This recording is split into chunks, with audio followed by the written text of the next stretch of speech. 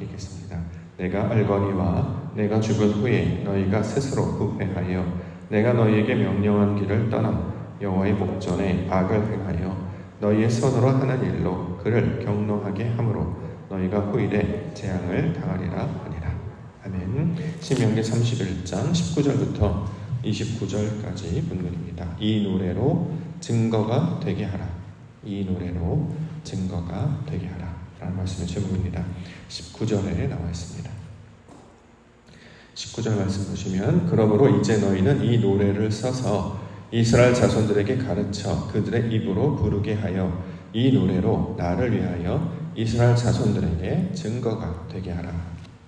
자, 노래를 불러서 증거가 되게 하라. 이렇게 말씀을 주고 있습니다. 노래, 목소리로 부르게 하기 위하여 만든 곡조가 담긴 글, 이걸 이제 보통 우리가 노래라고 이야기합니다. 노래를 왜 부르는가? 가장 우리가 쉽게 이해할 수 있는 것은 어떤 감정들을 표현하고자 할 때, 기쁘거나 슬프거나 아프거나 슬플 때, 자, 이것들을 우리가 이제 노래라는 것을 만들어 부르기도 합니다. 조금 더 이야기한다면 어떤 특정한 사건이나 내용들을 기억하기 위하여. 그래서 어렸을 때도 우리가 이제 노래를 만들어서 부르면 이제 잘 기억이 되죠. 예를 들어서 뭐 한국을 빛낸 위인들 100명, 요즘 아이들이 막 그런 거 부르면서 다니더라고요.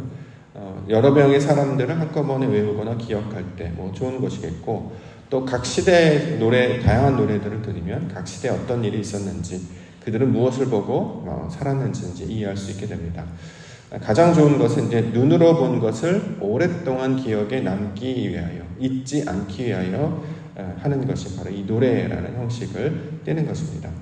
대표적인 노래, 성경에서 하나 소개한다면 출애굽기 15장에 등장하는 모세가 부르는 모세의 노래입니다.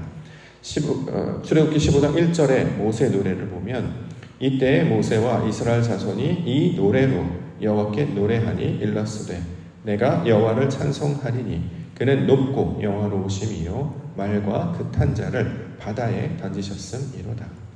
자, 애굽을 빠져나왔을 때에 바로와 그의 병거가 이스라엘 백성들을 쫓아왔죠. 아이고, 앞에는 홍해가 있고 뒤에는 바로와 그 병거들이 쫓아옵니다. 꼬박 죽을 위기 아니겠습니까? 그런데 그때 하나님께서 홍해를 가르시고, 그렇죠? 불기둥을 보내셔서 이스라엘 백성들을 구원해 내셨습니다. 얼마나 놀라운 사건입니까? 그랬더니 사람들이 그것을 노래로 지어서 불렀다, 이렇게 이야기합니다. 출애굽 15장 20절에서 21절 아론의 누이 선지자 미리암이 손에 소고를 잡음에 모든 여인도 그를 따라 나오며 소고를 잡고 춤추니 미리암이 그들에게 화답하여 이르되 너희는 여호와를 찬송하라. 그는 높고 영화로우심이요 말과 그 탄 자를 바다에 던지셨음이로다 하였더라. 자, 미리암이 선창하고 함께 따라온 여자들이 함께 거기를 화답하는 것. 자, 이렇게 함께 부르는 노래로 가르쳐주고 있습니다. 예전에도 한번 말씀드린 적이 있는데 저는 이 모세의 노래를 강강술래의 원형이다 이렇게 기억하고 있다라고 말씀드렸죠. 강강술래. 왜 추석이 가까우면 그 여인들이 함께 모여서 한 여인이 선창하고 다른 여인들이 후창을 하는가? 이런 형식과 노래가 왜 지어졌는가? 저는 뭐 그게 궁금해졌었어요. 그리고 찾다 가장 확실한 근거, 동국세식이라든가 여러 가지 문헌들 찾아봐도 기원은 잘 모른다 다 이렇게 나와 있는데 여기에 나타나는 모양이 우리가 펼쳐지고 있는 강강술래랑 가장 좀 흡사한 모습을 갖고 있기 때문이었습니다. 실제로 그 내용도 하나님의 높으심을 찬송하고 또 우리를 도우시는 하나님을 노래하는 장면으로 설명하고 있죠. 그래서 이제 강강할 때 이 강강이 여기 이제 높고 영화로우심 할 때 히브리어로도 가가라고 발음이 되고요. 히브리어로 이제 노래하다라는 게 발음이 쉬르라고 발음이 됩니다. 술래랑 발음이 비슷하잖아요. 가가 슈르. 자, 높으신 분을 노래하는 것을 우리가 강강술래라고 해서 우리 뭐 임진왜란 때 있었던 일이다. 뭐 많은 근거가 있었는데 다들 그 결론은 이제 확실치 않다 이거랍니다. 그렇기 때문에 이걸 이제 우리식으로 저는 이제 그렇게 받아들인단 말이죠. 하나님께서 백성들을 구원하셨을 때 그 놀라운 장면을 직접 목격했던 자들이 그것을 기억하기 위하여, 잊지 않기 위하여 가가슈르 모세 노래로 기억하고 있습니다. 자, 이처럼 당시에 우리를 구원하셨던 하나님을 자자손손 기억하고 잊지 않기 위해서 부르게 하시는 것이 바로 이 노래가 된다라는 거죠. 그렇기 때문에 이제 모세로부터 여호수아에게 이제 그 지도권이 넘어가는 시기입니다. 이제 모세는 나이가 들어서 이제 죽게 될 것이고, 그 다음 세대로 하나님을 기억하게 하시기 위하여 이 증거들을 주고 있는데, 그 대표적인 증거가 바로 이 노래를 지어서 부르게 하심으로, 증거가 되게 하심으로 설명하고 있습니다. 자, 여기서 말하는 이 노래를 통해서 하나님의 뜻을 우리 가운데 가르쳐주고 있죠. 그럼 여기서 말하는 이 노래를 부르다라는 것, 이 노래는 과연 무엇일까? 어떤 내용일까? 모세가 불렀던 그 노래일까? 아니면 뭐 사사기에 등장하는 드보라 이런 사람들의 노래일까? 그 이외에도 이제 많은 노래들이 등장합니다. 그런 것일까? 그런데 여기서 이제 노래로 불러서 기억하게 하고 증거가 되게 하다라고 하는 의미가 무엇이냐면, 이 노래는 결국 율법을 가리키는 말로 우리가 이걸 이해할 수 있습니다. 24절에 보면 모세가 이 율법의 말씀을 다 책에 써서 마쳤다. 자, 율법은 글이잖아요, 글. 보고 읽게 하는 거죠. 자, 그런데 이걸 이제 보고 읽으면 사람들은 어떻게 하냐면 학습하려고 해요. 공부하려고 한단 말이죠. 어제처럼 학습하려고 한다는 것입니다. 그런데 하나님께서는 이것은 학습하고 공부하는 게 아니라 어떻게 해요? 배우는 것이야 라고 이야기한단 말이죠. 몸에 적응이 되고 몸에 익어지고 스며들게 하여 저절로 반응하는 그 지경까지 나아가게 하는 것. 그러면 성경의 말씀, 하나님이 하시는 일은 창세기, 레위기, 출애굽기, 민수기, 신명기 달달달 외우는 것이 아니라 하나님이 그렇게 하셨음을 우리의 몸에 그대로 배워서 나도 모르게 저절로 자연스럽게 자발적으로 말할 수 있는 정도까지 나아가도록 이 말씀을 가르쳐 주신 것이다 라고 우리가 이걸 받을 수 있단 말이죠. 한마디로 이 율법이 우리의 노래가 되게 하시기 위하여 이 율법을 주신 것으로 우리가 이것을 받을 수 있습니다. 그러면 언제 어디서든지 율법을 노래하지 않겠습니까? 이 노래하다의 노래라는 말의 또 어원을 찾아보니까 놀이라는 말에서 왔다. 놀자, 놀기. 그러니까 보통 우리가 이제 놀아봅시다, 놀자 그러면 노래가 꼭 들어가요. 그렇죠? 아무 일도 안 하는 거잖아요, 노는 건. 세상 일을 하지 않고 자기 원하는데 자유롭게 기뻐하고 춤추고 뭐 이런 것도 우리가 논다라고 하죠. 친구들에게 우리 놀자 그러면 뭐 공부하거나 일하는 게 아니라 자연스럽게 무언가를 하는 거잖아요. 자, 이런 것에서 이제 어원이 왔다라고 이야기하는데, 이것도 또 굉장히 의미가 있는 말이겠다 싶습니다. 자, 창세기 이제 7째 날에 우리로 안식하게 하셨단 말이죠. 그러니까 사람의 일로 하지 아니하고 하나님이 하시는 일로 받아들이도록 하는 걸 안식이라고 이야기하는데, 그 하나님이 하신 일을 온전히 깨닫게 되면 사람이 자유하게 되고 안식하게 되죠. 이걸 이제 우리말로 풀어보면 이게 놀다의 어원이 되지 않을까라는 생각을 하게 됩니다.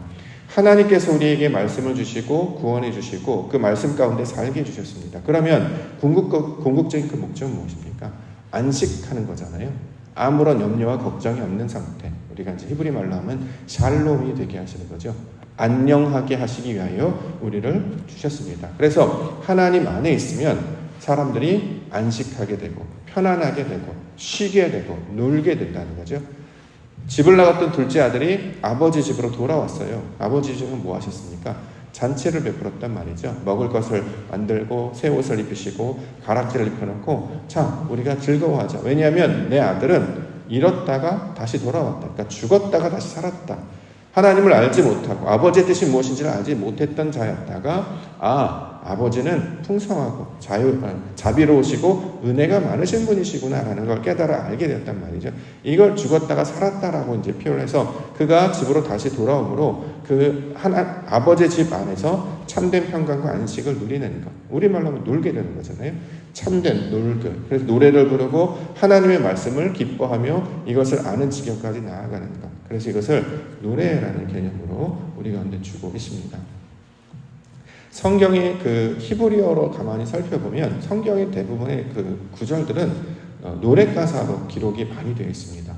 그러니까 역사서, 우리가 이제 그 장르의 문학적 장르 때문에 뭐 역사서다 또는 무슨 시가서다 또는 선지서다 이렇게 분류하기는 합니다만 성경은 창세기로부터 끝까지 대부분의 노래 가사로 되어 있습니다. 그래야 외우지 않겠습니까? 이게 무슨 연설문이라든가 어떤 역사적 사실에 대한 기록이라고 한다면 기록은 할 수 있을지는 모르지만 외우기는 힘든단 말이죠. 근데 우리가 알고 있는 것처럼 성경은 가장 먼저 구전으로 전해졌잖아요. 입에서 입으로 전해졌고 아버지에서 아들로. 그래서 그 흔적을 지금도 중동 지방에 들어가면 이게 뭐 이런 거 들어보잖아요. 제가 이제 어렸을 때 이제 한남동 살았는데 거기 근처에 이슬람 사원이 있어서 저녁 때만 되면 오후만 되면 또 그 소위 말하는 그 꾸란을 읽는 그거를 이렇게 방송으로 틀어줍니다. 근데 가만히 들어보면 이제 노래하는 것 같아요. 이렇게 하는데 뭔 말인지 모르겠는데 하여튼 그런 말이 있단 말이죠. 그게 이제 다른 말을 하는 게 아니라 자신들이 읽고 있는 율법책 꾸란을 그렇게 이제 낭송하는 걸 들려주는 거잖아요. 그래서 여기서 말하는 노래로 만들어서 부르게 하고 증거가 되게 하라라고 하는 것은 특별히 우리가 기뻐하는 어떤 내용을 가사로 써서 노래를 부르라가 아니라 이 성경에 주시는 이 율법이 우리 가운데 삶에 완전히 하나가 될 수 있도록 우리 몸에 배워서 이것이 삶 자체가 되어서 그때 기뻐하고 이것에 애통하고 이것을 기억하게 하시기 위하여 주시는 말씀으로 이 노래로 증거가 되게 하라라는 말씀의 내용으로 우리가 이것을 받을 수 있을 것입니다. 21절 그들이 수많은 재앙과 환난을 당할 때에 그들의 자손이 부르기를 잊지 아니한 이 노래가 그들 앞에 증인처럼 되리라. 나는 내가 맹세한 땅으로 그들을 인도하여 드리기 전 오늘 나는 그들이 생각하는 말을 아노라. 자, 살았을 때조차 말씀을 잘 순종하지 않았는데 모세가 죽고 나면 너희는 더 듣지 않겠느냐 이렇게 이야기를 합니다. 그렇기 때문에 이미 이 내용을 잘 알고 있는 하나님께서 이것을 기억하게 하시고 모세를 통해서 노래로 부르도록 우리 가운데 가르쳐주고 있단 말이죠. 자, 우리가 이제 말씀을 듣지만 자꾸 잊어버려요. 그렇기 때문에 잊지 아니하도록 그때 이 소위 말하는 하나님의 말씀이 노래로 부른다면 생각이 나지 않겠습니까? 우리가 자주 부르는 노래 중에 하나가 하나님은 나를 지키시는 자 너와 함께하리 이런 노래라든가 당신은 뭐 사랑받기에 태어난 사람이라든가 이런 노래를 하면 감정이 달라진단 말이죠. 자, 하나님의 말씀을 노래로 불러서 그 하나님을 기억할 수 있다면 비록 재앙과 환난 가운데 있을지라도 그 가운데 하나님이 우리와 함께 하심을 잊지 아니하는 기억하는 하나의 증거가 될 것이다. 자, 이렇게 이야기하고 있는 것입니다. 그래서 신약에 보면 바울과 실라가 감옥에 갇히잖아요. 감옥에 갇혀요. 그때 뭐 하냐면 찬송과 기도하더라. 노래하다 이런 뜻 아니겠습니까? 자, 절망과 슬픔과 아픔 가운데 있을 때 책도 없어요. 뭘 할 수도 없어요. 아무것도 할 수 없습니다. 그러나 우리에겐 손과 입은 있기 때문에 그걸 뭐 하느냐? 찬송, 하나님을 노래하는 자로 하나님의 이름 부르짖는 자로 살게 하신단 말이죠. 이처럼 이 노래가 너희가 하나님을 기억하는 하나의 증거가 될 것이다. 이렇게 말씀하고 있습니다. 이 말씀을 묵상을 하는데 영화 하나가 생각이 나는 거예요. 어떤 영화냐면 부산행이라는 좀비 영화가 있습니다. 공유라는 배우가 나왔던 옛날에 나왔던 그 보신 분들도 있겠습니다만 마지막 그러니까 세상에 이제 좀비 바이러스 퍼져서 사람들이 다 괴물로 변했다는 뜻이잖아요. 근데 마지막에 이제 여자 한 분하고 이제 아이 한 분만 딱 살아남아서 이제 부산에 도착해서 터널을 이렇게 지나가죠. 마지막 장면에.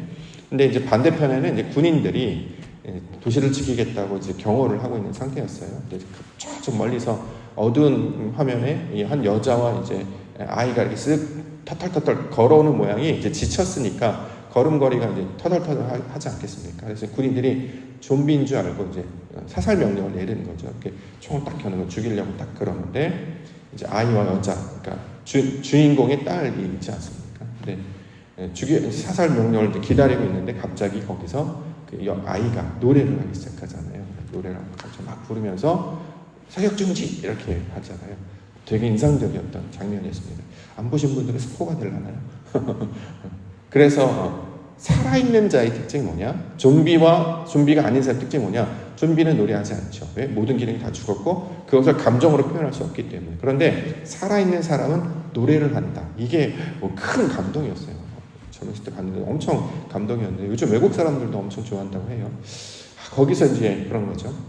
믿음이 있는 사람들 삶이 녹록지가 않단 말이죠. 우리도 똑같이 감기에 걸리고 우리도 똑같이 때로는 어려움을 당할 때도 있고 환난을 당할 때도 있고 재앙을 당할 때도 있습니다.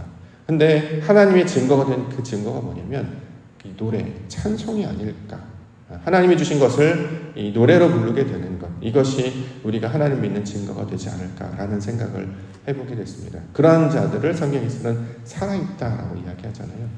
마치 세상의 욕망과 세상의 어떤 것들이 마치 좀비 바이러스처럼 다 퍼져서 그것이 이제 교회 안으로 들어와서 교회 안에 있는 사람들도 많이 세속화가 됐기 때문에 하나님을 말하고 그의 가치를 기뻐하고 그의 말씀대로 믿음으로 살기를 원하기보다 똑같이 세속화되어서 물질주의, 예를 들어서 어떻게 하면 잘 살까, 어떻게 하면 더 나을까, 서로 비교하고 불신하고 미움, 그런 데 세속화됐단 말이죠. 근데 그 가운데서도 예배하는 그곳에서 예배하는 자로, 기도하는 자로, 하나님의 이름을 외치는 노래하는 자로 설 때, 그가 바로 살아있는 자요. 그를 성경에서 의인이다 이렇게 이야기하고 있는 것입니다. 그러므로 하나님이 주신 이 말씀을 노래가 되게 하여 주옵소서. 하나님의 노래가 내 노래가 되게 하여 주시옵소서. 이것이 아담이 처음 하와를 보여주었을 때 뼈 중에 뼈요 살 중에 살, 하나님의 것이 내 것이 되게 해달라는 그 간절한 고백의 시작이 되고 있습니다. 이사야서 43장 21절, 이 백성은 나를 위하여 지었나니 나를 찬송하게 하려 함이니라. 하나님 잘했어요, 좋아요, 이게 아니라 노래한다는 거예요. 너무 기쁘고 감격하여서 힘들고 슬플 때도 노래하지만 여기서 말하는 것은 찬송이기 때문에 기쁜 노래 아니겠습니까? 하나님 맞습니다. 마침내 하나님이 이기게 해주신 줄 믿습니다. 이것을 놓치지 아니하고 삶의 모든 정황 가운데서도 하나님의 말씀을 노래로 삼아서 부르시고 증거 삼아 하나님의 거룩한 백성으로 살아가시는 믿음의 성도님들 되시기를 주님의 이름으로 간절히 축원합니다. 기도하겠습니다.